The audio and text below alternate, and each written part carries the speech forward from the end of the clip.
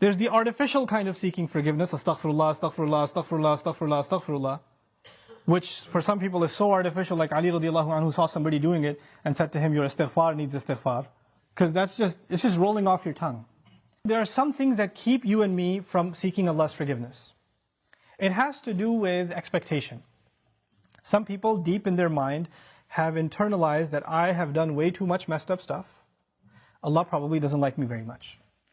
Some people even go as far as to say, I've heard them say, Allah hates me. Allah hates me. Allah doesn't like me. Allah is angry with me. I've done a lot of bad things. I knew Allah doesn't want me to do this, and I did it anyway, and I did it over and over and over again. So I'm basically off of Allah's good books. My prayers don't mean it. And when people internalize that, you know what they do? I'm a bad person. Could you make dua for me? Because I'm disqualified already. So you need to make dua for me. Because I'm hoping at least Allah will listen to you. Maybe I have a chance. Because there's no way He's going to listen to me. You seem to have a much better connection with Allah than I do. Let me take you back, short reminder. Who was the offer made to by Nuh alayhi salam? Nuh alayhi salam was making this offer to one of the most rebellious nations on earth. Continuously rebellious. And he said, if you can just come ask forgiveness, not only will Allah give you forgiveness, He'll open up the world for you. In other words, you don't get to write yourself off. You don't get to say about yourself, I'm too far gone. Seeking forgiveness is not for you, maybe for somebody else, but I'm a lost case. I'm a terminal case. I'm beyond hope. I'm already done for. If anything, my mom will make dua for me. Or this one will make dua for me. And this is where shaitan comes. Shaitan uses that. When shaitan, he takes advantage of the hopelessness of people, and that's one of the doors to shirk. You know that? One of the doors to shirk. Why? Because then religions come, false religions come that say, you're too messed up, let Jesus forgive you. You be good to Jesus, He'll take care of God for you. He'll be in between. Or they'll place somebody else in between. This saint, go to his grave.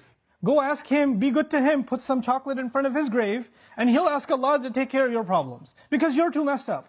You can't deal with Allah, He's too angry with you. He, however, was in Allah's good book, so you go through him. This is how shirk opens up. In other words, the essence of our direct connection with Allah, which is what Iman is, which is what Tawheed is, which is what La ilaha illallah is. The essence of it is you get to ask Allah directly for what you need. And I'm telling you, I'm reminding myself, the thing we need the most, because it will take care of all of our needs, is seeking forgiveness. Now, there's a seeking of forgiveness by the tongue, and there's a seeking of forgiveness by the heart. Human beings tend to be defensive.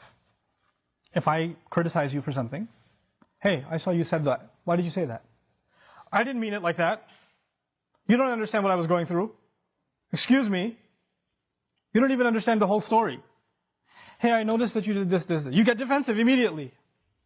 بَلِ الْإِنسَانُ عَلَى نَفْسِهِ بَصِيرًا وَلَوْ أَلْقَى مَعَاذِيرًا. Human beings have good view of themselves, but they make lots of excuses. They keep throwing excuses. If you're going to seek Allah's forgiveness, you have to find a time. It doesn't matter if you don't know Arabic, and you only know Punjabi, and you only know Bangla, or Bahasa, or English, or Urdu. It doesn't matter. You speak to Allah, and you genuinely admit to Him what you've done wrong, and don't make excuses. It's really hard to do that. Because even when you stand in the mirror, you lie to yourself. You tell yourself, I'm not that bad. I have reasons for what I did. I have justification. I've been through a lot. But when you're going to come in front of Allah, you have to forget about justifying. Because all of your justifications, He knows them already. He knows what you were going through. He knew it was a tough time. He knew that this was overwhelming you, that was overwhelming you. I was under a lot of stress, Ya Rab, that's why I drank. Don't give Him the reasons. He knows your reasons better than you do. You need to come to Him openly, without any filters, without any hesitation, with no guard, with no shame. You're embarrassed to even admit this to anyone until you completely, openly admit to Allah how messed up you've been and how you've messed up. Completely openly. And as you do it, let me tell you, as you start verbalizing those things, I would be hard-pressed to think tears are not going to roll down your eyes. It's impossible for a human being to open up so vulnerable before Allah, before anyone, and especially Allah, to open up so much and then not believe, not have tears roll down their eyes. Because it's a moment of weakness. To the world, you have to show yourself as strong and confident and you're just fine. Everybody sees you and thinks everything's okay. But the only one who gets to know nothing is okay, there's a lot of problems, is Allah. You have to open up to Him completely, and then you're going to be in a position to ask for forgiveness. Then you get to beg in sajda. Then it turns into something else. Then it's not just astaghfirullah, astaghfirullah, astaghfirullah. It's a real conversation with Allah. It's a real confession with Allah Azza wa Jal. That's a powerful, powerful thing. Try it for yourself. You have to find time alone to yourself. You have to make sure nobody else is listening. You can't even do it in the middle of the night. You get up from the bed, the wife is still in bed, you sit on the side of the bed, Ya Allah, forgive me, and she's listening. You can't do that. Be in the car by yourself. Doesn't matter. Be somewhere alone. This is just your time with Allah.